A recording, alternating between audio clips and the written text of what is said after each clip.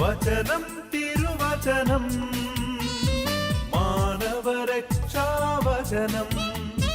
വചനം തിരുവചനം ജീവനേകും വചനം കാതുകളെ ശ്രവിച്ചിടുക പാവന സുവിശേഷം ഹൃദയങ്ങളെ ഒരുങ്ങിയിടുക വചനത്തെ എതിരേൽക്കാൻ. ഹല്ലേലൂയ ഗീതം പാടി ആരാധിക്കാം. ഹല്ലേലൂയ ഗീതം പാടി വാഴ്ത്തിടാം. ഹല്ലേലൂയ ഗീതം പാടി ആരാധിക്കാം. ഹല്ലേലൂയ ഗീതം പാടി വാഴ്ത്തിടാം. മത്തായിയുടെ സുവിശേഷം 27-ാം അധ്യായം 43 ഇപ്രകാരം പറയാണ്. അതിലൊരാൾ പറയാണ്, ഇവൻ ദൈവത്തിൽ ആശ്രയിച്ചു വേണമെങ്കിൽ ദൈവം ഇവനെ രക്ഷിക്കട്ടെ. ഹല്ലേലൂയ. ഇവൻ ദൈവത്തിൽ ആശ്രയിച്ചു വേണമെങ്കിൽ ദൈവം ഇവനെ രക്ഷിക്കട്ടെ. ഇതൊരു സാധാ പറച്ചിലല്ല. ആണോ? ഇത് യേശു ക്രിസ്തുവിനെ അവഹേളിച്ച് പറയുന്നതാണ്. ഇവൻ ദൈവത്തിൽ ആശ്രയിച്ചു, ഇവൻ ദൈവമാണ്, ഈ ദേവാലയം നശിപ്പിക്കുക, ഞാൻ പുനരുദ്ധരിക്കും, എൻ്റെ ശരീരമാകുന്ന ദേവാലയമാണെന്ന് ശിഷ്യന്മാർ പോലും മനസ്സിലാക്കുന്നത് യേശുവിൻ്റെ ഉത്ഥാനത്തിന് ശേഷമാണ്. നമ്മളെ വീട്ടിലൊക്കെ പിള്ളേരെന്തെങ്കിലും ചെയ്താൽ പറയുന്ന ഒരു കാര്യമാണ്, എന്താ പറയണേ, എടാ നീ തന്നെ ചെയ്തതല്ലേ, നീ തീർക്ക്. കാരണം എന്താ, അപ്പനോ അമ്മയോ സഹായിക്കാൻ അല്ലെങ്കിൽ ചേട്ടനോ ചേച്ചിയോ സഹായിക്കാൻ അതിന് തയ്യാറല്ല. നീ ഉണ്ടാക്കിയ പ്രശ്നം നീ തന്നെ തീർക്കുക.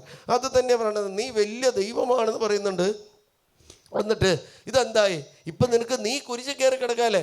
അതുപോലെ തന്നെ കള്ളൻ പറഞ്ഞു ഒരാൾ കർത്താവിനെ അഭിഷേകിച്ചപ്പോൾ മറ്റവൻ പറഞ്ഞു, നമ്മൾ തെറ്റ് ചെയ്തിട്ടുണ്ട്, നമ്മൾ വലിയ നീചന്മാരാണ്, നമ്മൾക്ക് കിട്ടാവുന്ന ആ വിധിയാണ് കിട്ടിയത്. മറ്റവൻ പറഞ്ഞു, കർത്താവേ നീ സ്വർഗത്തിലായിരിക്കുമെന്ന് ഓർക്കണമേ. അവൻ ഒന്ന് വിനയപ്പെട്ട് കർത്താവിൻ്റെ ഹൃദയത്തെ തൊട്ടു. നമ്മുടെ പ്രാർത്ഥനകളെല്ലാം കർത്താവിൻ്റെ ഹൃദയത്തെ തൊടണം. തൊടുമ്പോൾ അപ്പം സൗഖ്യം വരും. എന്തുണ്ടായി? ഈശോ അപ്പം തന്നെ പറയാം, മിണ്ടാതെ കിടന്ന ഈശോ, സംസാരിക്കാതെ കിടന്ന ഈശോ, ഇതെല്ലാം കേട്ട് കിടന്ന ഈശോ പറയാണ്, നീ ഇന്ന് എന്നോടൊത്ത് സ്വർഗരാജ്യം. എന്താ? അവൻ്റെ പ്രാർത്ഥന കർത്താവ് കേട്ടു, അവൻ്റെ പ്രാർത്ഥന കേട്ടു, അവൻ സ്വർഗത്തിൽ. ഇത് ദൈവത്തെ ആശ്രയിച്ചു, ദൈവം രക്ഷിച്ചു. 2 വ്യക്തികളാണ് വിശുദ്ധ ഗ്രന്ഥം അല്ലെങ്കിൽ യൗസേപ്പിതാവിനെ കൂട്ടാം. 3 വ്യക്തികളാണ് ദൈവത്തിൽ ആശ്രയിച്ചത്. യൗസേപ്പിതാവിന് നല്ലൊരു ജീവിതം വേണമെന്ന് യൗസേപ്പിതാവ് ചിന്തിച്ചിരുന്നു. അതോടൊപ്പം തന്നെ പരിശുദ്ധ അമ്മയും ചിന്തിച്ചിരുന്നു. പരിശുദ്ധ അമ്മ വചനം പഠിച്ചൊരു സ്ത്രീ ആയതുകൊണ്ട് നമുക്ക് എല്ലാവർക്കും ഒരു ആഗ്രഹമുണ്ട്, ഒരു നല്ല ജീവിതം വേണമെന്ന്. നമ്മൾ ചിന്തിക്കാതിരിക്കില്ല. ഞാൻ ഗൾഫിൽ പോയി ജോലി ചെയ്യണമെന്ന് ചിന്തിച്ചൊരു അച്ഛനാ, അല്ലെ എൻ്റെ അപ്പനും അമ്മയ്ക്കും ഞാൻ അച്ഛനാണെന്നുള്ളൊരു ആഗ്രഹമായിരുന്നു. അവർ അതിനു വേണ്ടി ഒരുങ്ങി അവർ എന്നെ പ്രസവിച്ചത്. അപ്പോൾ എൻ്റെ ജീവിതം എനിക്ക് അപ്പം എന്താ, ദൈവത്തിൻ്റെ ഹിതത്തിന് കാരണവന്മാർ സമർപ്പിച്ചപ്പോൾ പിന്നീട് ദൈവം ചെയ്തു, അല്ലേ? അപ്പം നമ്മുടെ ജീവിതത്തിൽ എല്ലാ ആഗ്രഹങ്ങളുണ്ടാവും, പക്ഷേ ദൈവഹിതമാണ് നമ്മുടെ ജീവിതത്തിൽ സംഭവിക്കുള്ളൂ. നിങ്ങളത് നിങ്ങളുടെ മക്കളെ നേർന്നിട്ടുണ്ടെങ്കിൽ, നിങ്ങളുടെ മകളെ വിട്ടുകൊടുത്തിട്ടുണ്ടെങ്കിൽ, ദൈവം അത് നിങ്ങളുടെ കണ്ണുകൾ കൊണ്ട് കാണത്തക്ക വിധം അത്ഭുതം. അത്രമാത്രം ശക്തനാണ് ദൈവം, അത്രമാത്രം അത്ഭുതങ്ങൾ പ്രവർത്തിക്കുക. അല്ലെങ്കിൽ ഇസ്രായേൽ ജനം ചെങ്കടലിൽ കടന്നെങ്ങനെയാണ്? ഇസ്രായേൽ ജനം മരുഭൂമിയിലൂടെ നടന്നെങ്ങനെയാണ്? ഇസ്രായേൽ ജനത്തെ കർത്താവ് എന്ത് വെച്ചു? മേഘസ്തംഭമായും മന്ന അയച്ചും കാടപ്പക്ഷി അയച്ചും. നിങ്ങളൊന്ന് മരുഭൂമിയിലൂടെ നടന്നു നോക്ക്. ഞാൻ ആ മരുഭൂമിയിലൂടെ യാത്ര ചെയ്ത മനുഷ്യനാണ്. 8-9 മണിക്കൂർ യാത്ര ചെയ്തിട്ട് ചില സ്ഥലത്തിൽ ചെല്ലുമ്പോൾ മാത്രമേ അവിടെ ഒരു വെള്ളം കിട്ടുള്ളൂ, എന്തെങ്കിലും ഭക്ഷണം കിട്ടുള്ളൂ. ആ മരുഭൂമിയിലൂടെ നടന്ന ഇസ്രായേൽ ജനത്തെ നയിച്ച ദൈവം എന്ന് പറയുന്നത് അവൻ സർവശക്തനാണ്. അതുകൊണ്ട് സങ്കീർത്തന പുസ്തകത്തിൽ 22:8 പറയുന്നുണ്ട്, അവൻ കർത്താവിൽ ആശ്രയിച്ചു, അവിടുന്ന് അവനെ രക്ഷിക്കട്ടെ. അവിടുന്ന് പരിശുദ്ധ അമ്മ കർത്താവിൽ ആശ്രയിച്ചു, വിശുദ്ധ ഔസേപ്പിതാവ് കർത്താവിൽ ആശ്രയിച്ചു, അല്ലെങ്കിൽ ജോവാക്കീം അന്നായും കർത്താവിൽ ആശ്രയിച്ചു. ജോവാക്കീം അന്നായും മക്കളില്ലാതിരുന്നിട്ട് അവർ IVF എടുക്കാൻ പോയില്ല, ഏതെങ്കിലും കൊച്ചുങ്ങളെ ദത്തെടുക്കാൻ പോയില്ല, അങ്ങനെ ഒന്നും മേലെങ്കിലും പോയില്ല. അവർ ചെയ്തെന്താ? അവർ കർത്താവിൽ സമർപ്പിച്ചു. അല്ലെങ്കിൽ കഴിഞ്ഞ ദിവസം ഒരു ഇത് കേട്ടത് എങ്ങനെയാണ്, കപിൽ ദേവ് മക്കളില്ലാതിരുന്നു, അവർ മക്കളെടുക്കാൻ വേണ്ടി മദർ തെരേസയെ മഠത്തിൽ ചെന്നു എന്നാണ് പറയുന്നത്. ഒരു പുസ്തകത്തിൽ എഴുതിയിട്ടുണ്ട് കപിൽ ദേവിൻ്റെ.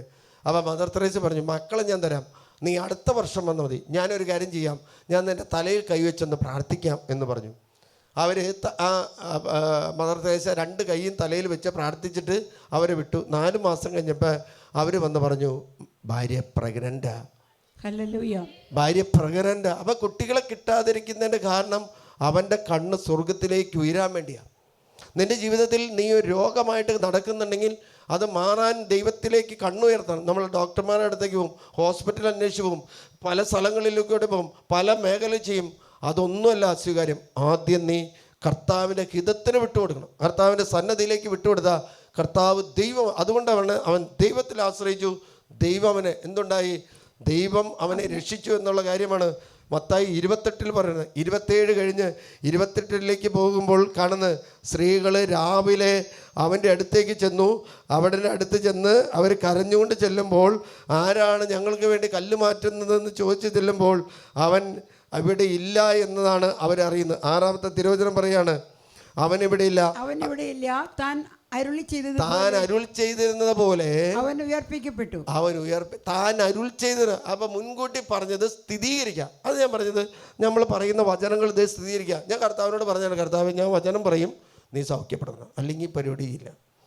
നമുക്ക് സൗഖ്യങ്ങൾ പിന്നെ പറയുകയല്ല ചെയ്യേണ്ടത്, ഓൺ ദ സ്പോട്ടിൽ ചെയ്യണം. കാരണം നമ്മുടെ ദൈവം, ഇസ്രായേലിൻ്റെ ദൈവം വിളിച്ചാൽ വിളി കേൾക്കുന്നവനാണ്, അത്ഭുതങ്ങൾ പ്രവർത്തിക്കുന്നവനാ, രോഗശാന്തി വിതയ്ക്കുന്നവനാ, കടബാധ്യത മാറ്റുന്നവനാ, മാരക രോഗങ്ങൾ എടുത്ത് മാറ്റുന്നവനാ, അല്ലെങ്കിൽ തലമുറയെ വർദ്ധിപ്പിക്കുന്നവനാ, ആയുസ് നൽകുന്നവനാ, രോഗങ്ങൾ. കാരണം ഞാൻ കർത്താവിനോട്, അതുകൊണ്ട് ഞാൻ ശുശ്രൂഷ ചെയ്യുമ്പോൾ ഞാൻ കൃത്യമായിട്ട് പറയും, കർത്താവ് അത് ചെയ്യാറുണ്ട്.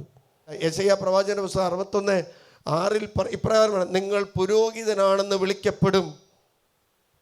അല്ലല്ലേ? നിങ്ങൾ പുരോഹിതൻ, നിങ്ങൾ ദൈവത്തിന്റെ ശുശ്രൂഷകരാണ്.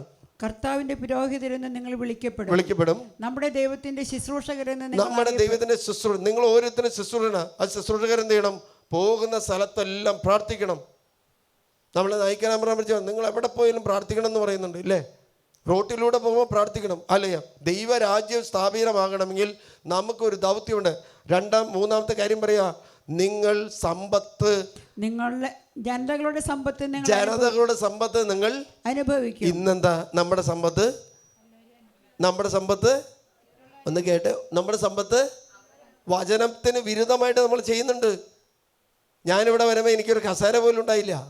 ഇപ്പം നിങ്ങളിരിക്കുന്ന ഇതെല്ലാം നമ്മൾ പ്രാർത്ഥിച്ച് കിട്ടിയതാ, അല്ലല്ലേ? പ്രാർത്ഥിച്ച് കിട്ടിയതാ. പ്രാർത്ഥിക്കാത്ത സ്ഥലം ഉണ്ടെങ്കിൽ അവിടെ അശുദ്ധി ഉണ്ടാവും. പ്രാർത്ഥിക്കാത്ത സ്ഥലം ഉണ്ടെങ്കിൽ അവിടെ തിന്മ പെരുകും. പ്രാർത്ഥിക്കാത്ത സ്ഥലം ഉണ്ടെങ്കിൽ അവിടെ പിശാച് കടന്നു വരും. അല്ലേലിയാ.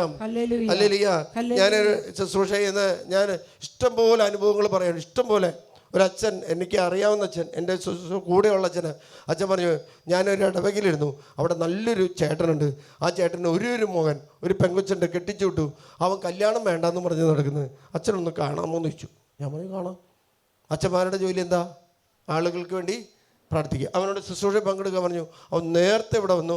നമ്മൾ അവനെ ശുശ്രൂഷ കഴിഞ്ഞ് കാണുന്ന സമയത്ത് ഞാൻ ചോദിച്ചു, നിങ്ങളുടെ വീട്ടിൽ ഒരു ബിസിനസ് നടത്തുന്നുണ്ടോ എന്ന് ചോദിച്ചു. ഉണ്ടച്ചാന്ന്. എന്ത് ബിസിനസ്സാണെന്ന് പറഞ്ഞു. ബിസിനസ് നടത്താൻ വേണ്ടി വലിയ മെഷീനൊക്കെയും കൊണ്ടുവന്നിട്ടു. ഇവൻ്റെ അപ്പൻ 50 സെൻറ്റ് അതിനു വേണ്ടി മാറ്റി ബിൽഡിങ്ങൊക്കെയും പണിത് അതിൽ സെറ്റ് ചെയ്തു. ഇവൻ്റെ അപ്പച്ചൻ്റെ കൂടെ ബിസിനസ് ചെയ്യുന്നത് ഒരു മുഹമ്മദീനാണ്, ഒരു ഹിന്ദുവാണ്. ഈ ചേട്ടൻ ക്രിസ്ത്യാനിയാണ്. ആദ്യം ഇവർ പറഞ്ഞു, നമ്മൾ ഷെയർ ബിസിനസ് നടത്തുമ്പോൾ ഒരു കാര്യമുണ്ട്, എന്ത് ചെയ്യണമെന്ന് വെച്ചാൽ നമ്മുടെ 3 ആക്കടെയും പ്രാർത്ഥന നടത്തണം. അപ്പോൾ ചേട്ടൻ പറഞ്ഞു, കുഴപ്പമില്ല, എല്ലാ പ്രാർത്ഥനകളും ഒന്നാണ്. ഓക്കെ. പ്രാർത്ഥന കൂടുന്തോറും ബിസിനസ് വർദ്ധിക്കുമല്ലോ. അപ്പോൾ ചേട്ടൻ പറഞ്ഞു ശരി. ആദ്യത്തെ സമയത്ത് വിളിച്ച് അവർ പറഞ്ഞു, മുസ്ലിമിനോട് പറഞ്ഞ് പ്രാർത്ഥിച്ചോളാം. അവരുടെ ഉസ്താദ് വന്ന് സ്ഥലങ്ങളെല്ലാം പ്രാർത്ഥിച്ചു കഴിഞ്ഞു. അത് കഴിഞ്ഞിട്ട് അടുത്തത് ഹിന്ദുവിൻ്റെ ഊഴാണ്. ഹിന്ദു അവൻ്റെ പൂജാരിയെ കൊണ്ടുവന്ന് അവൻ ഇത് കെട്ടിയിട്ട് ഇഷ്ടികയൊക്കെയും കെട്ടി ഹോമം നടത്തി അത് പൊളിച്ചു കളഞ്ഞു. അത് വെച്ച് ആ 3-ാമത്തെ ഘട്ടം, കാരണം സ്ഥലത്തിൻ്റെ ഉടമയാണല്ലോ. സ്ഥലത്തിൻ്റെ ഉടമ പള്ളി ചെന്നിട്ട് അച്ഛൻ ഇതൊന്നും അറിയുന്നില്ല. എൻ്റെ അടുത്തേക്ക് വിടുന്ന അച്ഛനാണ് അന്ന് ഇടവകയിലിരുന്ന്. അച്ഛനൊന്നും അറിയുന്ന അച്ഛൻ 3-ാമത് പള്ളി ചെന്നിട്ട് അച്ഛൻ വന്ന് വെഞ്ചിരിച്ചു. കൊല്ലം 5-6 കഴിഞ്ഞു, തൊട്ടിട്ടില്ല. ഇപ്പോൾ ഭൂമി ജപ്തി ചെയ്യാൻ വേണ്ടി ബാങ്കിൽ നിന്ന് വരാണ്. ഭൂമിയും ഈ മെഷീനും ചെയ്തു. കാരണം എന്താ? കോടിക്കണക്കിന് രൂപ വായ്പ എടുത്തിട്ടാണ് ഈ സാധനങ്ങൾ ചെയ്തത്. ഒരു പ്രൊഡക്റ്റ് പോലും ഇറങ്ങിയിട്ടില്ല. എന്തുകൊണ്ടാണ് പ്രൊഡക്റ്റ് ഇറങ്ങാത്തത്? പ്രാർത്ഥന പോരാഞ്ഞിട്ടാണോ? ഒന്നാം പ്രമാണം ലംഘിച്ച ആ മേഖല തൊടില്ല. അത് അച്ഛൻ വന്ന് പ്രാർത്ഥിച്ചാലും ശുശ്രൂഷ വന്ന് പ്രാർത്ഥിച്ചാലും ആരും, ആ സ്ഥലത്തിൻ്റെ ഉടമ ഈ ചേട്ടനാണ്. ഈ ചേട്ടൻ്റെ സ്ഥലത്ത് ആര് എന്ത് ചെയ്യണമെന്ന് ആ ചേട്ടനാണ് നിശ്ചയിക്കുന്നത്. ആ ചേട്ടൻ്റെ ഉടമസ്ഥതയിലുള്ള ഒരു സ്ഥലത്ത് ആ ചേട്ടൻ്റെ ആരാധന രീതിയല്ലാതെ വേറൊരു ആരാധന ചെയ്താൽ ആ സ്ഥലം ഒന്നാം പ്രമാണ ലംഘനം. ഇനി അത് പറഞ്ഞു, ഞാൻ പറഞ്ഞു ഇതിനു വേണ്ടി പ്രാർത്ഥിച്ചാൽ മതി. ഇപ്പം പറയാണ് പ്രാർത്ഥിച്ച് ആ സ്ഥലങ്ങളും ഒഴിവാക്കി കിട്ടിയാൽ മതി. കാരണം അവരെല്ലാം ഉപേക്ഷിച്ചു. ഇനി നിങ്ങൾ ചെയ്തോളാൻ പറഞ്ഞു. കാരണം എന്താ?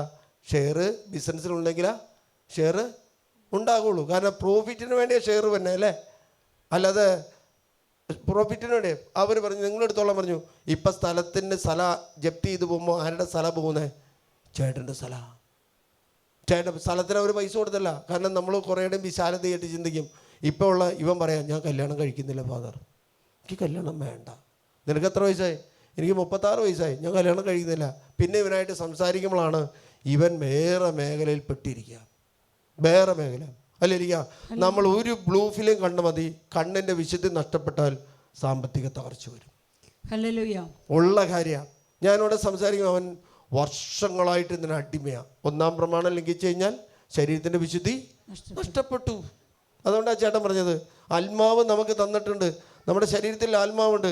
ഈ ആത്മാവിനെ തിരിച്ചവിടെ കൊടുക്കണം, ദൈവസന്നദ്ധിയിൽ കൊടുക്കണം. നമ്മൾ മരിക്കുമ്പോൾ നമ്മുടെ ബോഡി പോകുന്നതിന് മുമ്പ് പോകുന്നത് എന്താണെന്ന് വെച്ചാൽ ശരീരത്തിൽ നിന്ന് ആത്മാവ് എടുത്തും.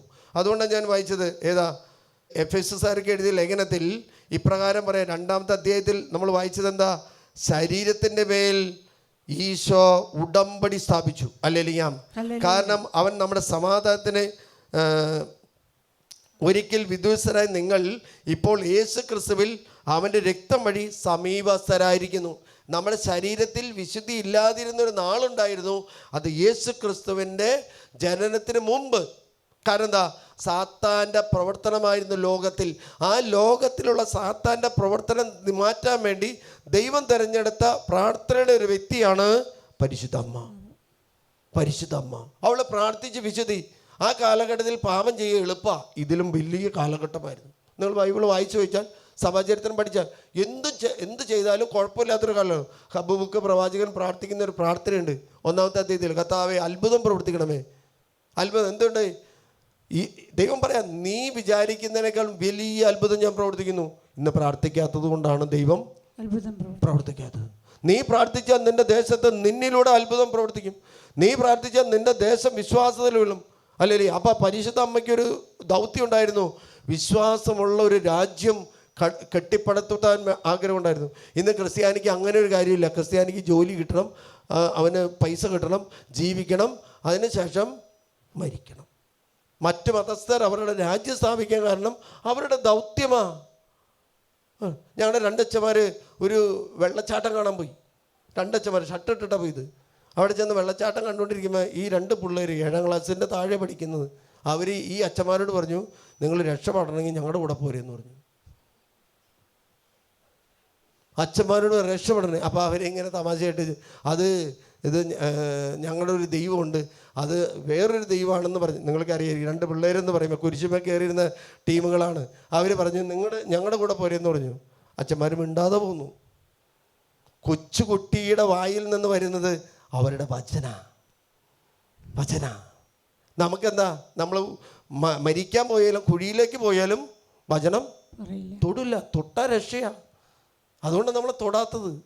മറ്റുള്ളവർക്ക് കൊടുത്തില്ലെങ്കിലും വചനം ഉച്ചരിച്ച് അച്ഛന്മാർ വന്നിട്ട് പറയാ 2 പിള്ളേർ വീറ പിള്ളേർ അച്ഛന്മാരോട് പറയാം നിങ്ങൾ ഞങ്ങളുടെ കൂടെ പോരെ രക്ഷപ്പെടണമെങ്കിൽ. എന്നിട്ട് അങ്ങോട്ട് കൊണ്ടാന്ന് പറഞ്ഞു. പൊന്നാനി അങ്ങനെയുള്ള സാധനങ്ങൾക്ക് സ്നേഹമുള്ളവരെ വചനം കൂടെ ഇഷ്ടം പോലെ സംഭവങ്ങളുണ്ട് പറയാൻ. അല്ലെങ്കിൽ ഒരു കുടുംബം ഇവിടെ വന്നു. ആ കൊച്ചിനെ എനിക്ക് അറിയാവുന്ന ആ കൊച്ച് എൻ്റെ ബിസിനസ് പങ്കാളി അക്രൈസ്തവനായിരുന്നു, മുഹമ്മദീനായിരുന്നു. അവർ ബിസിനസ് ചെയ്തു. അപ്പോൾ ആ സഹോദരന് ഒരു ബുദ്ധി ഉള്ളതുകൊണ്ട് ഇവർ ഈ സഹോദരൻ്റെ ആ വ്യക്തിയുടെ മകൻ വളർന്നു വരുന്നതുകൊണ്ട് ഒരു സ്ഥാപനം കൂടെയും ഉണ്ടാക്കി. 2 സ്ഥാപനം, ഒരു ടൗണിൽ തന്നെ 2 സ്ഥാപനം. മകൻ വളർന്നു വന്നു കഴിഞ്ഞപ്പോൾ എന്ത് ചെയ്തെന്ന് പറയുമ്പോൾ കണക്കൊന്നും തീർത്തില്ല, അവൻ സ്ഥാപനം ഏറ്റെടുത്തു. ചേട്ടനെ ഒഴിവാക്കി. അതിനുശേഷം അവർ രണ്ടായിട്ട് മാറി. ആ മകള് ഈ കുടുംബത്തിൽ വളർന്ന ഇവരുടെ ഭക്ഷണപദാർത്ഥങ്ങളും ഇവരുടെ ആചാരങ്ങളും അവിടെ പെരുന്നാളുകളിലും പോയി പങ്കെടുത്ത കൊച്ചാ. കല്യാണം കഴിഞ്ഞ് അവർ ജീവിക്കുമ്പോൾ ആ ചേട്ടന് ഒരു മാരക രോഗം വന്നു. അവരുടെ ട്രീറ്റ്മെൻറ്റ് അവരുമായിട്ട് ബന്ധപ്പെട്ട സ്ഥലത്ത് കൊണ്ടുപോയി. അപ്പോൾ അതിനുശേഷം ബൈപ്പാസ് ചെയ്തു. വീണ്ടും ശരീരത്തിന് രോഗം വന്നു കഴിഞ്ഞപ്പോൾ ഇവിടെ കാണാൻ വന്നു. നമ്മൾ പ്രാർത്ഥിച്ച് ചോദിച്ചപ്പോൾ ആ സഹോദരൻ എൻ്റെ കുടുംബം, എൻ്റെ മാതാപിതാക്കന്മാരെല്ലാം നാളെ നോക്കുന്നവരായിരുന്നു. അവർ പഠിപ്പിച്ചുകൊണ്ടിരുന്നത് ഹിന്ദു സ്ഥാപനത്തിലായിരുന്നു. അതുകൊണ്ട് ഞാനും വളർന്നു വന്നത് അങ്ങനെയാണ്. എന്തുണ്ടായെന്ന് വെച്ചാൽ ഈ പയ്യൻ വേറൊരാളുടെ പേരിൽ ഒരു ലൈസൻസ് എടുത്തിട്ട് ഒരു സ്ഥാപനം തുടങ്ങി. ഞാൻ ചോദിച്ചു, നിങ്ങൾക്കൊരു ബിസിനസ്സിൽ ലോസ് സംഭവിച്ചോ? ഫാദർ, അത് പോയി. കാരണം എന്താ, അവൻ്റെ പേരിലാണ് ലൈസൻസ്. കോടികൾ ആസ്തിയിലാണ് ഇവൻ ആ ബിസിനസ് തുടങ്ങിയത്. ഞാൻ ചോദിച്ചു, വെറുതെ പോകില്ല, നീ എന്തെങ്കിലും ആചാരം ചെയ്യിപ്പിച്ചിട്ടുണ്ടോ? അവൻ ചെയ്തിട്ടുണ്ട്. അവൻ്റെ പൂജ വരുന്ന സമയത്ത് ഈ സാധനം എല്ലാം ക്ലീൻ ചെയ്തിട്ട് അവൻ പൂജ വയ്ക്കും. പോവില്ലേ? കണക്കൊന്നും ചോദിക്കാനില്ല. എനിക്ക് നഷ്ടങ്ങളുള്ളൂ ഫാദർ, നഷ്ടങ്ങളും. 2 വഞ്ചിയിൽ കാലുകുത്തിയാൽ നമ്മൾ വെള്ളത്തിൽ പോകും. ക്രൈസ്തവ സഭ വിശ്വാസികൾ എന്ന് പറഞ്ഞു കഴിഞ്ഞാൽ അവിടെയും പോയി തൊടും, ഇവിടെയും പോയി തൊടും, അപ്പുറത്തും പോയി തുടങ്ങും എന്ന് പറഞ്ഞാൽ സമർപ്പിത ജീവിതത്തിൽ നിന്നും വിട്ടുപോകാൻ വേണ്ടി മന്ത്രവാദം ചെയ്ത് കൊണ്ടുപോയി കൊടുത്ത മേഖലയിൽ എനിക്കറിയാം. നമ്മൾ പോയിട്ട് കൈവശം ഇറക്കിയിട്ടുണ്ട്. ഈ കൈവശവും ഈ ഏലസൗഖ്യം പറയുന്നതിൻ്റെ കാരണം എനിക്കിട്ട് വെച്ചിട്ടുണ്ട്, അത് ഞാൻ കണ്ടുപിടിച്ചിട്ടുണ്ട്, എന്നെ സഹായിച്ചിട്ടുണ്ട്. അതുകൊണ്ട് അവന് കൈവശമുണ്ട്, ഏലസുണ്ട്, മന്ത്രവാദങ്ങളുണ്ട്, കൂടോത്രങ്ങളുണ്ട്. അത് ഏൽക്കാത്ത ഒരേ ഒരു സമൂഹമുള്ളൂ, ക്രൈസ്തവ വിശ്വാസികൾ. കാരണം അവൻ്റെ ചോരയല്ല, കർത്താവിൻ്റെ ചോരയാണ്. കർത്താവിൻ്റെ ആ ചോര മാറണമെങ്കിലുള്ള കാര്യം അതാണ്. മറ്റ് പൂജാവിധി പ്രകാരം ചെയ്ത ഭക്ഷ്യപദാർത്ഥങ്ങളോ മറ്റ് അവരുടെ കൊല്ലാത്ത ഏതെങ്കിലും ഒരു ജീവിയുടെ ഊതുകയോ അല്ലെങ്കിൽ പ്രാർത്ഥിക്കുകയോ ചെയ്ത വസ്തു കഴിച്ചാൽ അവൻ്റെ ശരീരം അശുദ്ധമാകും. കാരണം എന്താ, എൻ്റെ ശരീരത്തിൽ യോജിക്കാത്തൊരു ഭക്ഷണം കഴിച്ചു കഴിഞ്ഞാൽ എൻ്റെ ശരീരം വയറ്റിളക്കം വരാൻ. ചേട്ടൻ പറഞ്ഞു കേട്ടണ്ട, വയറിളകി അല്ലേ പറയുന്ന കാരണം എന്താ, എൻ്റെ ശരീരത്തിന് യോജിക്കുന്ന ഒരു ഭക്ഷണമായി എനിക്ക് ഉൾക്കൊള്ളാൻ പറ്റുള്ളൂ. ക്രൈസ്തവന് യോജിക്കുന്ന ഭക്ഷണപദാർത്ഥങ്ങളുണ്ട്, അത് മാത്രം അല്ലേ അക്രൈസ്തവർക്ക്. അപ്പം ഞാൻ ഈ മറ്റു കൊച്ചിനോട് ചോദിച്ചു, അച്ഛാ അതിന് ശേഷം ഞാൻ പഠിച്ചു. ഞാൻ പറഞ്ഞല്ലോ, ഇവിടെ ശുശ്രൂഷ ചെയ്തിട്ട് അവൻ തൊട്ടടുത്ത് പോയി 500 എടുത്തിട്ട് പോയിട്ട് എൻ്റെ മുമ്പിൽ നിന്ന് ഞാൻ പറഞ്ഞ കേൾക്കുന്ന പയ്യനാ, അവൻ കഴിച്ചു. എന്ത് വെള്ളിയാഴ്ച അച്ഛാ, എന്ത് വെള്ളിയാഴ്ചയാ, എന്ത് ഈസ്റ്ററാണെന്ന് പറയണേ, എന്ത് ദുഃഖവെള്ളിയെന്ന് പറയണേ. മറ്റ് പദാർത്ഥങ്ങൾ കഴിക്കുന്ന ഒരു വ്യക്തി 1-ാം പ്രമാണവും 6-ാം പ്രമാണവും ലംഘിക്കുന്നത് അല്ലെന്ന് പറയാൻ പറ്റുമോ? നമുക്കറിയാം, ആദ്യത്തെ ദേവാലയം നിർമ്മിച്ച വ്യക്തി ആരാ? സോളമൻ ആരുടെ മകനാ? ദാവീദിന്റെ മകനാ. അമ്മ ആരാ? ബത്ശബ. അവൻ്റെ അപ്പൻ പരിഹാരം ചെയ്തിട്ട് അവൻ്റെ കൈകൾ കൊണ്ടാണ് ജെറൂസലേം ദേവാലയം നിർമ്മിക്കുന്നത്. മനോഹരമായ ദേവാലയം നിർമ്മിച്ച് അവൻ പ്രാർത്ഥിച്ചതെല്ലാം കർത്താവ് കൊടുത്തു. അവൻ സ്വർണം കൊടുത്തു, വെള്ളി കൊടുത്തു, മരം കൊടുത്തു. അവന് പിന്നീട് കൃപ കൊടുത്തത്, അവൻ യുദ്ധം ചെയ്ത രാജ്യങ്ങളെല്ലാം കീഴടക്കി പോകുന്ന സമയത്തുണ്ടായെന്ന് വെച്ച് കഴിഞ്ഞാൽ അക്രൈസ്തവരുടെ പെണ്ണുങ്ങളെ ഭാര്യയായിട്ടും സ്വീകരിച്ചു. ഫറവോയുടെ മകളാണ് ഭാര്യ. അതിൻ്റെ ഒപ്പം കുറേ എത്തിച്ചു. അത് ബൈബിളിൽ ഹീനമാണ്, ചെയ്യാൻ പാടില്ലായിരുന്നു. 11-ാമത്തെ അധ്യായം എടുക്കാം. രാജാക്കന്മാരുടെ പുസ്തകത്തിൽ 8-ാമത്തെ പുസ്തകത്തിലാണ് മനോഹരമായിട്ട് അതിൻ്റെ പ്രതിഷ്ഠ നടക്കുന്നത്. പള്ളി വെഞ്ചിരിക്കുകയല്ല, പ്രതിഷ്ഠിക്കുകയാണ്. മാമോദിസ സ്വീകരിക്കുന്ന ഒരു വ്യക്തിയെ വെഞ്ചിരിക്കുകയാണോ അതെയോ നമ്മൾ സൈത്ത് പൂശുക അല്ലേ? നമ്മുടെ വീട് വെഞ്ചിരിക്കുക ചെയ്യുന്നത്. നിങ്ങളെന്താ ചെയ്യുന്നത്? മാമോദിസ പോകുമ്പോൾ സൈത്ത് പൂശുക. പള്ളി സൈത്ത് പൂശുന്ന പോലെയാണ് എൻ്റെ ശരീരത്തിൽ. അപ്പം എൻ്റെ ശരീരം ആരുടേതായി? ഈശോയുടേതായി അല്ലേ? പ്രതിഷ്ഠ അല്ലെങ്കിൽ ആശീർവാദം എന്ന് പറയും. നിങ്ങൾ പള്ളി വെഞ്ചിരിപ്പൊന്നും ഒരിക്കലും നമ്മുടെ നോട്ടീസിൽ അടിക്കോ? തൈലാഭിഷേകമാണ്. വെഞ്ചിരിപ്പിൽ എന്താ? വെള്ളം എടുത്ത് പ്രാർത്ഥിച്ചിട്ട് ചെയ്യുന്നത്. രണ്ടും രണ്ടാണ്. ഈ ബലിവീതി കംപ്ലീറ്റ് തൈലം, അന്ന് ഇവിടെ ഉള്ളവർക്കറിയാം, കംപ്ലീറ്റ് തൈലം പൂശി മെത്രാൻ ഇറങ്ങുന്ന സമയത്ത് അച്ഛന്മാർ കയറി തുടക്കുകയാണ് ചെയ്യുന്നത്. ഇത് കർത്താവിൻ്റെ ബലിപീഠമാണ്, ശവകുടീരമാണ്. അതിന് മുമ്പ് ഇതൊരു മരമായിരുന്നു. ആ ബലിപീഠത്തിൽ സൈത്ത് പൂശിക്കഴിഞ്ഞപ്പോൾ ഇത് യേശുവിൻ്റെ ശവകുടീരമായിട്ട് മാറി. പിന്നെ ഇവിടെ ചെയ്യപ്പെടുന്ന എല്ലാം കർത്താവിന് സ്വീകാര്യമായ ബലിയാണ്. അതിൽ പങ്കെടുക്കുന്നവരുടെ പ്രാർത്ഥനയെല്ലാം കർത്താവ് കേൾക്കും. നിങ്ങളുടെ വീടുകൾ ഓരോ വീടുകളും അത് കൂടിക്കഴിയുമ്പോൾ അവിടെ ഒരു ദേവാലയം സ്ഥാപിക്കും. ആ ദേവാലയം സ്ഥാപിച്ചു കഴിയുമ്പോൾ ഒരു പുരോഹിത ശ്രേഷ്ഠൻ വന്ന് ഇടവകയ്ക്ക് വേണ്ടി ആ ബലിപീഠവും ആ ദേവാലയം റൂസ്മ ചെയ്യും. റൂസ്മ ചെയ്തു കഴിഞ്ഞാൽ അത് നമ്മൾ താമസിക്കുന്ന സ്ഥലമല്ല, അത് ദൈവത്തിൻ്റെ പ്രതിഷ്ഠിതമായ സ്ഥലമാണ്. ഇത് സ്വർഗാതിസ്വർഗവും അത് സ്വർഗവുമാണ്. അതുകൊണ്ടാണ് ഇതിൽ പുരോഹിതനും പുരോഹിത ശ്രേഷ്ഠത ചെയ്യണം. നിങ്ങൾ നിൽക്കുന്ന സ്വർഗമാണ്, സ്വർഗാതിസ്വർഗമാണ്.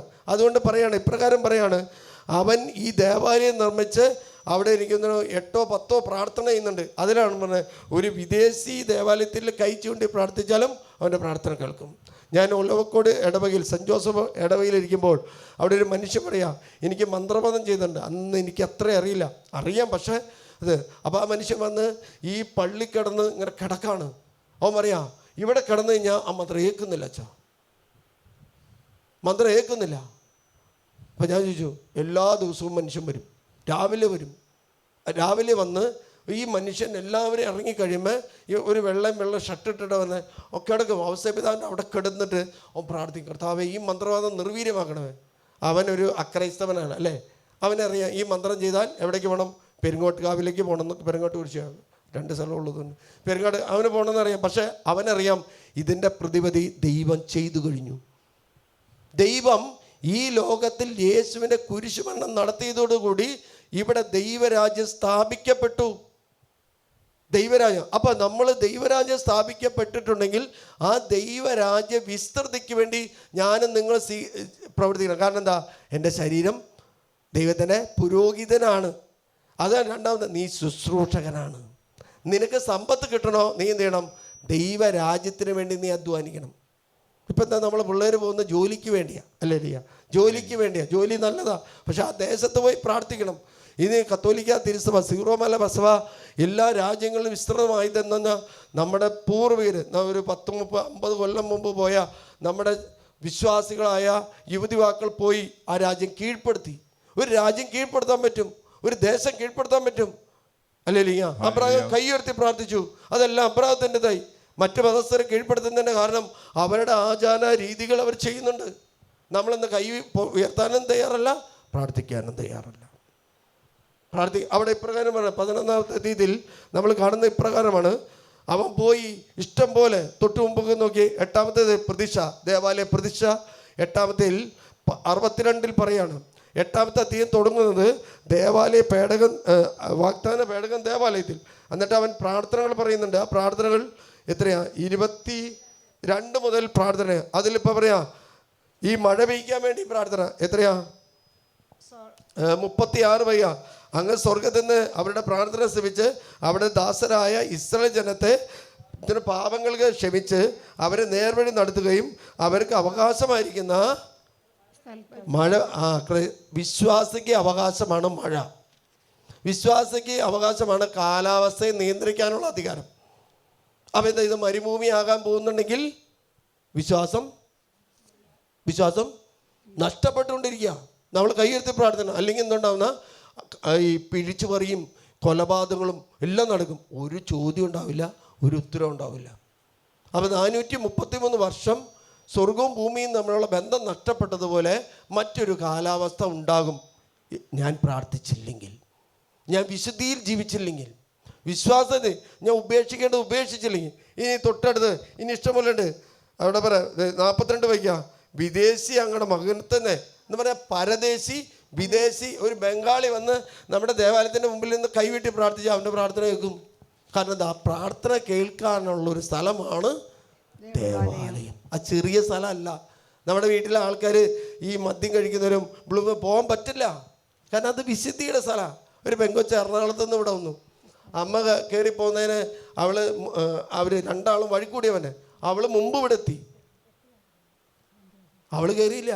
അവളെ ഗേറ്റ് ഇങ്ങോട്ട് കടന്നില്ല. ഞാൻ കയറില്ല എന്ന് പറഞ്ഞു. ഈ സ്ഥലത്ത് ഞാൻ ചെന്ന് പറഞ്ഞു കയറില്ല എന്ന് പറഞ്ഞു. കാരണം വിശുദ്ധി ഉള്ള സ്ഥലത്തേക്ക് കയറണമെങ്കിൽ വിശുദ്ധി വേണം. ഇനി തുടർന്ന് വരുമ്പോൾ കർത്താവ് അവൻ യുദ്ധം ചെയ്യാൻ പോയി. എല്ലാം കിട്ടി. 10-ാമത്തേതിൽ ബത്ശേബ രാജ്ഞി സന്ദർശിക്കുക. അവൻ്റെ വിജ്ഞാനം കേട്ട്, അവൻ്റെ അറിവ് കേട്ട് 11-ാമത്തെ അധ്യായത്തിൽ പറയാണ് അവൻ്റെ അധംപതനം തുടങ്ങി. അധംപതനം എന്താന്ന് നോക്ക്, ഒന്ന് വായിച്ചു നോക്കിയേ. അവൻ പറയും സോളമൻ രാജാവ് അനേകം വിദേശ വനിതകളെ പ്രേമിച്ചു. അപ്പൊ വിദേശത്ത് പോയി ജോലി ചെയ്തിട്ട് യുദ്ധം ചെയ്ത് രാജ്യം പിടിച്ചടക്കിയപ്പോൾ അവിടെ ഒരു സമ്പന്നം സ്ഥാപിച്ചു. അല്ലെ, സമ്പന്നം സ്ഥാപിച്ചു കഴിഞ്ഞപ്പോൾ എന്താ, അനേകം വിദേശ വനിതകളെ പ്രേമിച്ചു എന്ന് പറഞ്ഞാൽ അക്രൈസ്തവരാ. തുടർന്ന് വരുന്ന വചനത്തെ പറയാം, ഫറവോയുടെ മകള് ഒറിജിനൽ ഭാര്യ. പിന്നത്തെ എന്താ, എല്ലാം ഡ്യൂപ്ലിക്കേറ്റുകളാണ്. മോവാബ്യര്, അമ്മോന്യർ, ഏദോമ്യർ, സീദോന്യർ, ഹിത്യർ, ജെസുബ്യർ. ഇതെല്ലാം ദൈവത്തിൻ്റെ ആരാധന രീതിക്ക് എതിരെ പ്രവർത്തിക്കുന്ന മക്കളാണ്. അപ്പം സോളമൻ അറിവ് വന്നു, ജ്ഞാനം വന്നു, സമ്പത്ത് വന്നു, പള്ളി സ്ഥാപിച്ചു. ഞാൻ അച്ഛനായി കഴിയുമ്പോൾ ഞാൻ വിചാരിക്കുകയാണ് എല്ലാ മതങ്ങളുടെ ആചാരങ്ങൾ ചെയ്യുക. അതല്ലേ ഒരച്ഛൻ്റെ കടമ. എല്ലാ മതങ്ങളെ സ്നേഹിക്കുക, എല്ലാ വ്യക്തികളെയും സ്നേഹിക്കുക. അങ്ങനെയുള്ള അച്ഛന്മാരും ഉണ്ട്. ഞാൻ ഒരു സ്ഥലത്ത് നിന്ന് പ്രസംഗിച്ചത് തെറ്റാണെന്ന് പറഞ്ഞ് ആ ദേശം അക്രൈസ്തവർ കീഴ്പ്പെടുത്തി കഴിഞ്ഞു. പള്ളിയുടെ മുമ്പിൽ അവർ മറ്റൊരു പള്ളി സ്ഥാപിച്ചു. ഞാൻ പറഞ്ഞത് ഒരച്ഛൻ കേട്ടിട്ട് എന്നെ വിളിച്ചു. അച്ഛൻ അവിടെ റെസ്റ്റ് ചെയ്യുക. അച്ഛൻ പറഞ്ഞു അച്ഛൻ പറയുന്നത് കറക്റ്റാ, പക്ഷേ അച്ഛന് മുമ്പ് ഇവിടെ ഒരു അച്ഛൻ വന്ന് പ്രസംഗിച്ചിട്ട് പോയി. അത് അവന് അനുകൂലമായിട്ടാണ് പ്രസംഗിച്ചത്. എന്നോട് ഇവിടെ ഒരു ചേട്ടൻ പറഞ്ഞു, അച്ഛൻ അവർക്ക് അനുകൂലമായിട്ട് പറയുകയാണെങ്കിൽ ഇഷ്ടം പോലെ സ്ഥലം മേടിച്ചു തരും, ഇഷ്ടം പോലെ കാര്യം.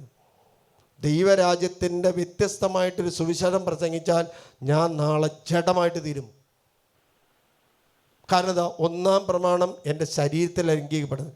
ഇവിടെ ഈ വിദേശ വനിതകളെ സ്നേഹിച്ചപ്പോൾ 1-ാം പ്രമാണം ലംഘിച്ചു കഴിഞ്ഞു. നിങ്ങൾ വിചാരിക്കുന്നത് 6-ാം പ്രമാണം അതല്ല. അവരുടെ തുടർന്ന് വരുന്ന വചനത്തിൽ പറയാണ്, നിങ്ങൾ അവരുമായി വിവാഹബന്ധത്തിൽ ഏർപ്പെടരുത്. അപ്പം എന്താ, സോളമൻ പോയിട്ട് അവരെ വേണ്ടി വിവാഹബന്ധത്തിൽ. ഇനി 17 നിയമാവർത്തനം 17-18 വായിച്ചോ. ഇങ്ങനെയുള്ളവരുമായിട്ട് ഒരു ബന്ധം സ്ഥാപിക്കരുത് വ്യക്തമാണ്. ബൈബിള് പല സ്ഥലങ്ങളിലും പറയുന്നുണ്ട് 7 സമുദായമായിട്ട് ഒരു ബന്ധം പറഞ്ഞു. ചിലവർ പറയുന്നുണ്ട് എൻ്റെ മോൻ നല്ല മോനാണ്, അവൻ പെണ്ണിനെ സ്നേഹിച്ചു, അത് ഹിന്ദു ആയിരുന്നു, അല്ലെങ്കിൽ യഹൂദനായിരുന്നു, സിഖുകാരനായിരുന്നു, വിദേശിയായിരുന്നു, ഗൾഫിലുള്ള പെണ്ണായിരുന്നു, മുഹമ്മദീരായിരുന്നു. ഞങ്ങളെ ആ കൊച്ചിനെ മാമദീസ മുക്കി ഇങ്ങോട്ട് കൊണ്ടുവന്നു. കുഴപ്പമുണ്ടോ വെച്ചാൽ ഒരു കുഴപ്പമില്ല. സൂക്ഷിച്ചില്ലെങ്കിൽ ഇതിൻ്റെ കൊച്ച്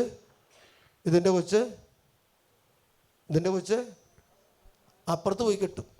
ഇവിടെ ഒരു ഇത് വന്നു, അമ്മ ഒരു ഹിന്ദുവിനെ കളിച്ചു. കൊച്ചെന്ത് ചെയ്തു, കൊച്ച് വളർന്നു വന്നപ്പോൾ പെണ്ണ് പോയിട്ട് മുഹമ്മദിനെ കെട്ടി. ചെയ്ത് വന്നിട്ടുണ്ടെങ്കിൽ പരിഹാരം ചെയ്യണം. അതാണ് ദാവീദ് ചെയ്തു. നിലത്ത് കിടന്നു, അവ ഉപവാസം എടുത്തു, വസ്ത്രങ്ങൾ മാറി, ചാക്കൊടുത്തു, പരിത്യാഗം ചെയ്തു. എന്തായി, ബർശവയിൽ നിന്നും ജനിച്ച മകൻ ദേവാലയം നിർമ്മിക്കാനേ പോയി. അവന് സമ്പത്ത് വന്നു, അവന് രാജ്യങ്ങൾ കീഴ്പ്പെടുത്തി, അവന് ജ്ഞാനം കിട്ടി. എന്ത് ചെയ്തു? നമുക്കെപ്പോഴും നമ്മൾ വിട്ടുപോകുന്നത് എവിടെ വെച്ചാന്ന് വെച്ചാൽ, നമ്മൾ ചിന്തിക്കുന്നതിനേക്കാളും പ്രതീക്ഷിക്കുന്നതിന് അപ്പുറത്ത് സമ്പത്ത് വന്നാൽ പിന്നെ ദൈവം നമുക്ക് വേണ്ട. അല്ലേ ഞാൻ പലപ്പോഴും ശ്രദ്ധിക്കും, കർത്താവേ കൃപ തരുന്നതിനനുസരിച്ച് വിശ്വാസം തന്നെ. അല്ലെങ്കിൽ കുറേ ഞാൻ പറഞ്ഞു കഴിയുമ്പോഴേക്കും ഞാൻ ഒരു വിശ്വാസത്തിന് പോയാലോ, പോകാൻ പാടില്ല. കാരണം എന്താ, വിശ്വാസം വർദ്ധിക്കുന്നതിനനുസരിച്ചാണ് കൃപ വർദ്ധിക്കുന്നത്. കൃപ ഇനി തുടർന്ന് പറയാണ്, അവർ തങ്ങളുടെ ഹൃദയങ്ങളെ തങ്ങളുടെ ദേവന്മാരിലേക്ക് വശീകരിക്കുകയും അവർ നിങ്ങളുടെ ഹൃദയങ്ങളെ തങ്ങളുടെ ദേവന്മാരുടെ ഹൃദയമാണ് വശീകരിക്കുന്നത്. ആ ഹൃദയം വശീകരിച്ചു കഴിഞ്ഞപ്പോൾ എന്തുണ്ടായി, ആരാധന നടത്തി. 6 ലംഘിച്ചത്, 1 ലംഘിച്ചത്. 1 ലംഘിച്ചാൽ 6 പോന്നു. കാരണം എന്താ, അവൻ സ്നേഹിച്ചത് ശരീരത്തെയാണ്. അവൻ അവരുടെ ദേവനെയും സ്നേഹിച്ചു. അപ്പോൾ നമ്മുടെ കുട്ടികൾ എന്ന് പറഞ്ഞ ഒരു അക്രൈസ്തവൻ വിശ്വാസത്തിലേക്ക് വന്നു. 2 വിധമാണ്. ഒരു അക്രൈസ്തവൻ വിശ്വാസത്തിലേക്ക് വന്നു, അവൻ നമ്മുടെ കുട്ടികളെ കല്യാണം ചെയ്യിച്ചു, ഒരു കുഴപ്പമില്ല. അത് അവൻ വന്നത് എന്തിനു വേണ്ടിയാ? ഈശോയ്ക്ക് വേണ്ടിയാ. തെറ്റല്ല. കാരണം എന്താ, അവൻ വിശ്വാസത്തിന് വേണ്ടി വന്നു. വിശ്വാസമാണ് രാജ്യം കീഴ്പ്പെടുത്തുന്നത്, വിശ്വാസമാണ് കുടുംബം കീഴ്പ്പെടുത്തുന്നത്. അല്ലേലിയ. പക്ഷേ ഒരു വ്യക്തി ഒരാളെ സ്നേഹിച്ചിട്ട് വന്നു, അപ്പോൾ അവിടെ എന്താ റൂട്ട് കട്ടാകുക. ആ റൂട്ട് കട്ടാകാതിരിക്കണമെങ്കിൽ അവർ പരിഹാരം ചെയ്യണം. പറയുന്നതിൻ്റെ കാരണം പലരും പറഞ്ഞ് കണ്ണുനീരോടെ പിന്നീട് പറയേണ്ട അച്ഛാ കണ്ണുനീര് വരുന്നു. കാരണം അതാ നമുക്ക് റൂട്ട് കട്ട് വന്നിട്ടുണ്ടെങ്കിൽ ഉടമ്പടി ലംഘനം തിരിച്ചു പിടിച്ചാൽ മാറും. ഞാൻ സൗഖ്യപ്പെടാൻ വേണ്ടി ചിലർ പറയും അച്ഛൻ ഞങ്ങളെ കുറ്റപ്പെടുത്തി പറഞ്ഞു. അങ്ങനെയല്ല, ഒന്ന് മാറും ശരീരത്തിനെ ചെയ്യുമെന്ന്, ബാക്കിയെല്ലാം പുറമെയാണ്. ഒന്ന് മാറും. കാരണം എന്താ, ഇപ്പോൾ ആ ചേട്ടൻ പറഞ്ഞു എൻ്റെ ശരീരം മുകളിലെത്തണം. എവിടെ? സ്വർഗത്തിലെത്തണം. എൻ്റെ ശരീരം ഞങ്ങൾ മാമദീസായും സൈത്ത് റൂഷ്മ ചെയ്തിട്ടുണ്ടെങ്കിൽ എൻ്റെ ശരീരം അടിഞ്ഞു പോകാനുള്ളതല്ല, എൻ്റെ ശരീരം വിശുദ്ധമാണ്. ഞാൻ ആരെങ്കിലും സ്നേഹിച്ച് അങ്ങനെ വന്നിട്ടുണ്ട്, അവൻ്റെ ശരീരം നിങ്ങൾ കൺവെർട്ട് ചെയ്യണം. ഞാനിവിടെ പറഞ്ഞു ശുശ്രൂഷകരോട് പറയും, നിങ്ങൾ മാത്രം വചനം കേട്ട പറയാം, നിങ്ങളുടെ കുടുംബം കേൾക്കണം. ഒരു സഹോദരി പ്രാർത്ഥിച്ച് ഭർത്താവ് സ്ഥിരമായിട്ട് ഇവിടെ വരുന്നു എല്ലാ വെള്ളിച്ചും. ഭാര്യ ഭർത്താക്കന്മാർ രണ്ടാളും സ്വർഗത്തിൽ പോകണം. ഒരാൾ മാത്രമല്ല, നിങ്ങൾ മാത്രമല്ല, നിങ്ങളുടെ മക്കളും പോകണം. എണ്ണ അവിടെ കുറവാണ്, 1,44,000 ഉള്ളൂ. പക്ഷെ അതിൽ കയറാം നമുക്ക്. അല്ലെങ്കിൽ അതാ ഞാൻ പറഞ്ഞ അവിടെ ഇവിടെ നോക്കിയിട്ട് പോയി കഴിഞ്ഞാൽ കയറില്ല. ആ അച്ഛൻ ചെയ്യുന്നത്, ആ അച്ഛൻ അവിടെ നിന്ന് ഇറച്ചി മേടിച്ചോ, ആ അച്ഛൻ ഇവിടെ കുഴിമന്തി കഴിച്ചോ, ആ അച്ഛൻ ഷവർമ കഴിച്ചോ, അല്ലെങ്കിൽ അൽഫാം കഴിച്ചോ, അത് ആരാധന ചെയ്യാം. അച്ഛൻ പോകണമെന്ന് അച്ഛനാണ് നിശ്ചയിക്കുന്നത്, നമ്മളാണോ? തോട്ടങ്കരച്ചൻ സ്വർഗത്തിൽ പോകണമെന്ന് നിങ്ങളാണോ നിശ്ചയിക്കുന്നത്? ഞാനാണ് നിശ്ചയിക്കുന്നത്. എനിക്ക് എന്ത് കഴിക്കാനും എന്ത് കഴിക്കണ്ടെന്നും എനിക്കുണ്ട്. പക്ഷെ കഴിച്ചാൽ നിൻ്റെ ശരീരം ജീർണിക്കും. എനിക്ക് കുടവയറുണ്ടായി, കുടവയർ മാറിയതാ. നമ്മൾ ശുശ്രൂഷ ചെയ്ത് വരുമ്പോൾ കഴിഞ്ഞ ദിവസം ഒരു പയ്യൻ പറഞ്ഞു, എനിക്ക് 7-8 വയസ്സുള്ള പെണ്ണിൻ്റെ പോലെ വയറ് മാറ്റി കൊടുത്തു. കർത്താവിന് ഒരു മിനിറ്റ് മതി നിങ്ങളെ സുഖപ്പെടുത്താൻ. ആ കൊച്ച് ഈ അൽപ്പം കഴിക്കാൻ പോയ കൊച്ചിന് ഞാൻ ഈ പുസ്തകം വെച്ചിട്ടാണ് പഠിക്കുന്നത്. ഈ പുസ്തകം നമുക്ക് പുസ്തകം പഠിക്കുന്നതിന് മുമ്പേ മനസ്സിലായി. അതുകൊണ്ടാണ് ഞാൻ 3470 കുർബാനയിൽ അപ്പോൾ ആ കൊച്ചിന് 2 കുപ്പി ഒലിവെണ്ണ വെഞ്ചരിച്ചിട്ട് പോയി. ഒലിവെണ്ണ ഈ സ്കൂളിൽ ചെല്ലണ്ടെന്ന് പറഞ്ഞു കൊച്ചിനോട്. അവർ പറഞ്ഞു, കാരണം ഒക്കെയും എല്ലാവരും അടിക്കുക, എല്ലാവരും പ്രശ്നം ഉണ്ടാക്കുക. അവൻ അത് കഴിച്ച് 2 മാസക്കാലം ഈ ഒലിവെണ്ണ കഴിച്ചു. അവൻ പല പ്രാവശ്യം വീണു, 7 പ്രാവശ്യം വീണു എന്ന് പറഞ്ഞത്. അതിനുശേഷം അവർ പറയാം, കൊച്ച് വീണ്ടും സ്കൂളിൽ 2.5 മാസത്തിന് ശേഷം സ്കൂളിൽ ചെന്നപ്പോൾ അവർ പറയാണ്, ഈ കൊച്ചിൻ്റെ വയറെന്താ ചുങ്ങിയെന്ന്. മനസ്സിലായോ? ആ സ്ത്രീ പറയാണ്, വയറ്റിൽ നിന്ന് പോകുന്ന സാധനങ്ങൾ നോക്കി, ദഹിക്കാത്ത സാധനങ്ങൾ, പല സ്ഥലത്ത് കളറുള്ള സാധനം, പച്ച സാധനങ്ങൾ.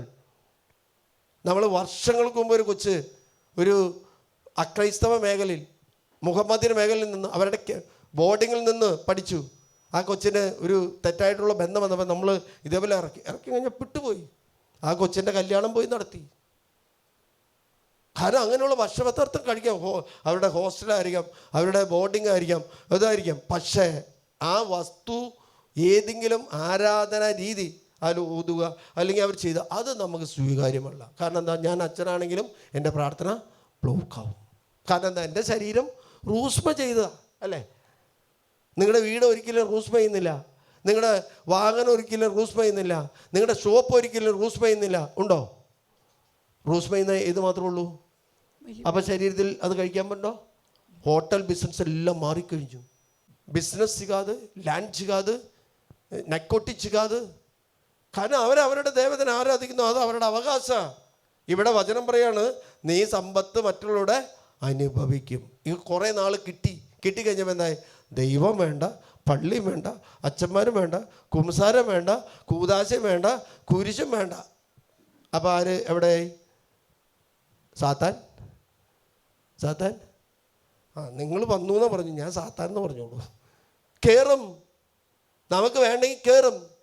അല്ലല്ല ദൂപാർച്ച ഞാൻ ഒരു ചേച്ചി ഇവിടെ പ്രാർത്ഥിക്കാൻ വന്നു. ആ ചേച്ചിയുടെ വീട്ടിൽ കിണറിൽ വെള്ളം ചീത്തയാവുന്നു. അച്ഛനോട് വന്ന് പ്രാർത്ഥിക്കാൻ പറഞ്ഞു. ഞാൻ ഇവിടെ വരുന്ന എല്ലാവരുടെയും വീട്ടിൽ പോകുകയാണെങ്കിൽ എനിക്കതേ പണിയുണ്ടാവുള്ളൂ. ഞാൻ പറഞ്ഞു, ചേച്ചി ഞാനൊരു കുന്തിരിക്കം മേടിക്കാൻ പറഞ്ഞു. താഴത്ത് കുന്തിരിക്കം മേടിച്ചിട്ട് വെഞ്ചരിച്ച് കൊടുത്തിട്ട് പറഞ്ഞു, എല്ലാ ദിവസവും ഇത് കത്തിക്കുക, എന്നിട്ട് വെള്ളം വെഞ്ചരിച്ച് കൊടുത്തു, വെള്ളം കൊണ്ടുപോയി ഒഴിക്കുക, 7ാമത്തെ ദിവസം മാറുമെന്ന് പറഞ്ഞു. ഞാൻ പറഞ്ഞു നോക്കിയതാ, നടന്നു. ഒരു പുരോഹിതൻ പറഞ്ഞാൽ നടക്കും. കാരണം എന്താ? പുരോഹിതൻ ഇരിക്കുന്നത് ദൈവത്തിന് വേണ്ടിയാ.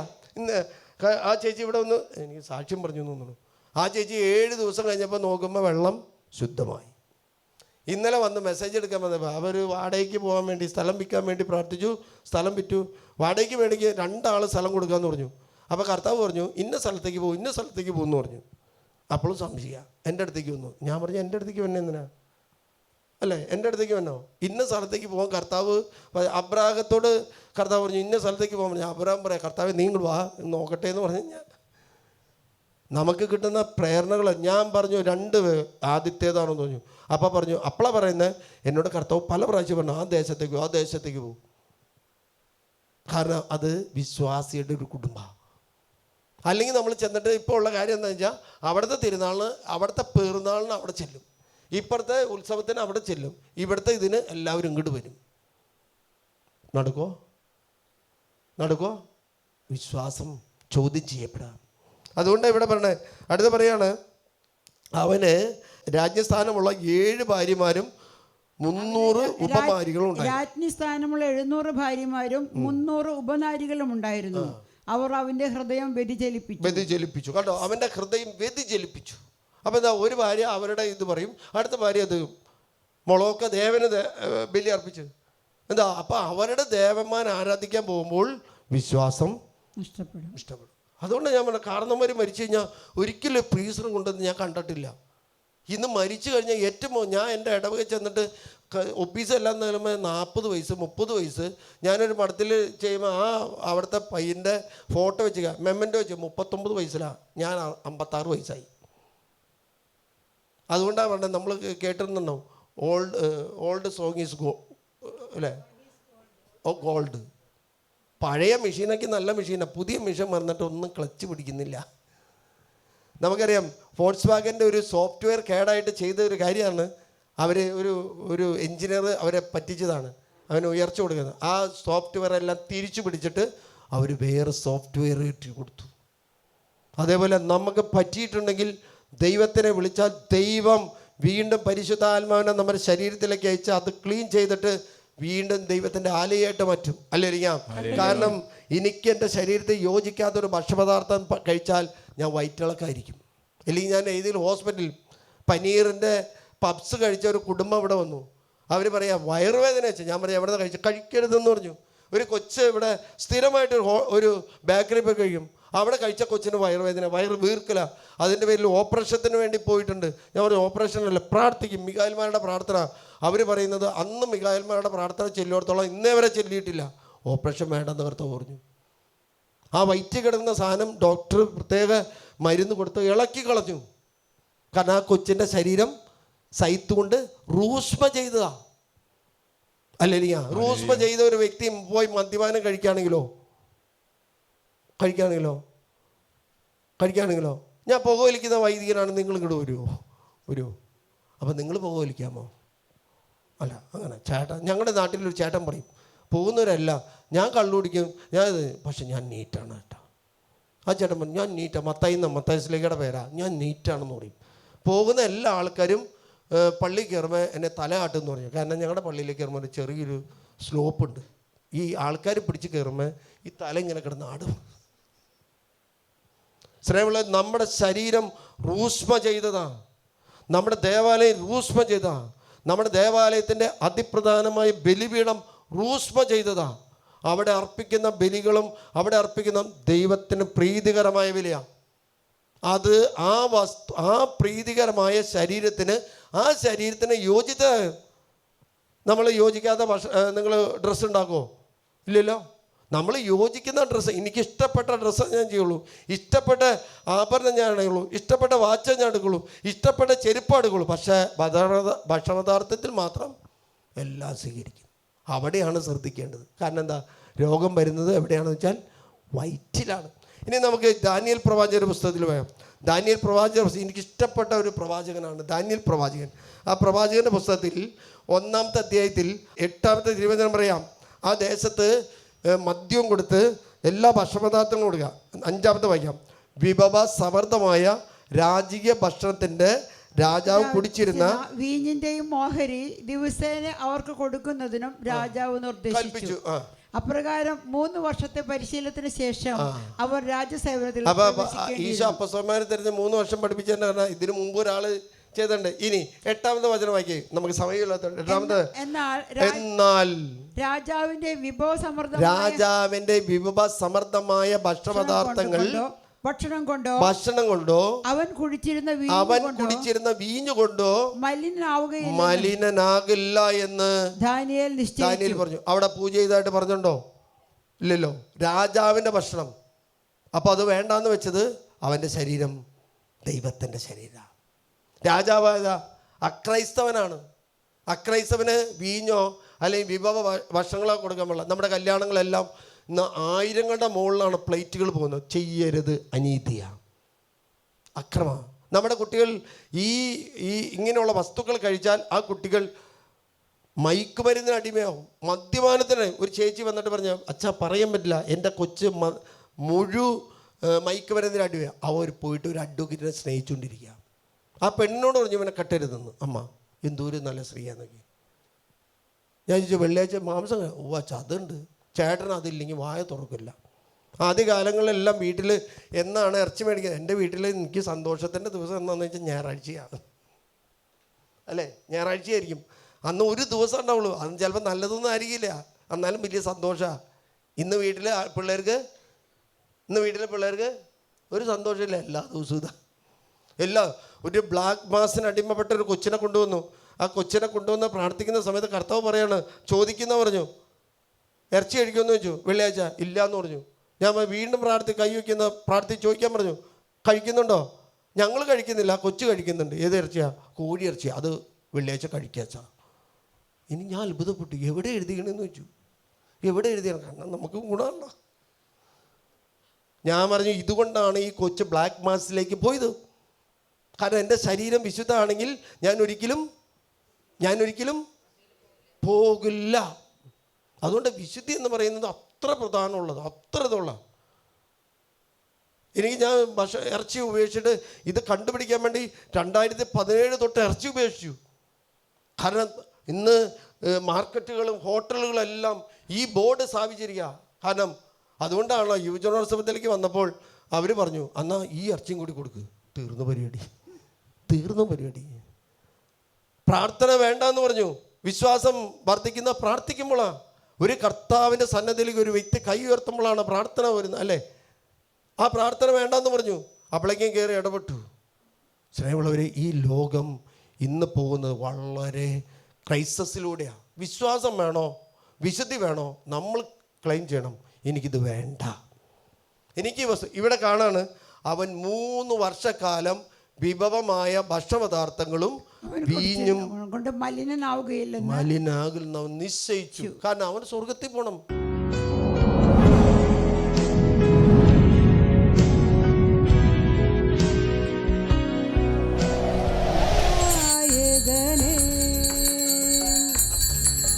പരിശുദ്ധനാം താതനേ, കരുണയിൽ സാഗരമേ, കൃപയിൻ ഉറവിടമേ, ആശ്വാസദായകനേ. കരവുള്ളത് എല്ലാവരും ശ്രദ്ധിക്കട്ടെ, എല്ലാവരും ശ്രദ്ധിക്കട്ടെ. യേശുവിന്റെ അമൂല്യ രക്തമേ നമ്മുടെ മേൽ ഒഴുകണമേ. സാത്താന് സാത്താന്റെ വിലയായിട്ട് കൊടുത്ത ഈ ലോകത്തിന്റെ അധിപനെ നിർവീര്യമാക്കാൻ വേണ്ടി കൊടുത്ത യേശുവിന്റെ അമൂല്യ രക്തമേ ഞങ്ങളുടെ കുടുംബങ്ങളുടെ മേൽ ഒഴുകണമേ. യേശുവിന്റെ അമൂല്യം ഞങ്ങളുടെ തലമുറയുടെ മേൽ ഒഴുകണമേ. യേശുവിന്റെ അമൂല്യ രക്തമേ ശരീരങ്ങളുടെ മേൽ ഒഴുകണമേ. ശിരസ് മുതൽ പാദം വരെ സന്ധിബന്ധങ്ങൾ ഒഴുകണമേ. കർത്താവായ ദൈവമേ, ഞങ്ങളുടെ കുടുംബത്തിൽ ഞങ്ങളുടെ പൂർവ്വപിതാക്കന്മാർ, ഞങ്ങളുടെ മാതാപിതാക്കന്മാർ, സഹോദരന്മാർ ഏതെങ്കിലും വിധത്തിൽ ഉടമ്പടി ലംഘനങ്ങൾ നടത്തിയിട്ടുണ്ടെങ്കിൽ ദൈവമായ കർത്താവിന്റെ വചനത്തെ ധിക്കരിച്ച്, ദൈവമായ കർത്താവിന്റെ പ്രമാണങ്ങൾ ധിക്കരിച്ച്, കൽപ്പനകൾ ധിക്കരിച്ച്, മാംസവർജനം ഉപേക്ഷിച്ച് ഏതെങ്കിലും വിധത്തിലുള്ള ഉടമ്പടി ലംഘനങ്ങൾ ഞങ്ങളുടെ കുടുംബത്തിൽ കഴിഞ്ഞ നാളുകളിൽ, കഴിഞ്ഞ വർഷങ്ങളിൽ കഴിഞ്ഞ തലമുറകളെ ചെയ്തിട്ടുണ്ടെങ്കിൽ അപ്പന്റെ അമ്മയുടെ 7 തലമുറകളെ ഞങ്ങൾ സമർപ്പിച്ച് പ്രാർത്ഥിക്കുന്നു. ഉടമ്പടിയുടെ മധ്യസ്ഥനായ യേശു ക്രിസ്തുവേ, ഞങ്ങളുടെ കുടുംബത്തിലേക്ക് നീ കടന്നു വരണമേ. Hallelujah, hallelujah, hallelujah. മത്തായി 10:1-2 വെച്ച് ബന്ധിക്കുന്നു. ലൂക്ക 9:1-2 വെച്ച് ബന്ധിക്കുന്നു. പാപങ്ങളുടെ തേളുടി ശത്രു. ലൂക്ക 10:19 നിങ്ങൾ ലോകമെങ്ങും പോയി സകല ശിക്ഷയോടെ സുവിശേഷം പ്രസംഗിക്കും. ആരോഗ്യപ്പെടും, വിശ്വസിക്കാത്തവന് ശിക്ഷയും വിശ്വസിക്കുന്നവരുടെ അടയാളം ഉണ്ടാവും. അവരുടെ നാമത്തിൽ വിശ്വാസികളെ പുറത്താവും. പുതിയ ഭാഷകൾ സംസാരിക്കും. സർപ്പങ്ങളെ കയ്യിലെടുക്കും. മാർഗം തുടിച്ചാൽ പിടിച്ചിരിക്കില്ല. നിങ്ങൾ രോഗിയുടെ മേൽ കൈവയ്ക്കും. പൗരോഹിത്യത്തിൽ സഭാപിതാക്കന്മാരുടെ കൂട്ടായ്മ, അപ്പസ്തോലന്മാരുടെ കൂട്ടായ്മ ത്രിത്വത്തിന്റെ നാമത്തിൽ ശാസിക്കുന്നു, ബന്ധിക്കുന്നു, ബഹിഷ്കരിക്കുന്നു. അന്ധകാര ശക്തികളെ, പൈശാചിക പീഡകളെ, രോഗപീഡകളെ ആദ്യം യേശുവിന്റെ നാമത്തിൽ വിട്ടുകൊടുക്കും.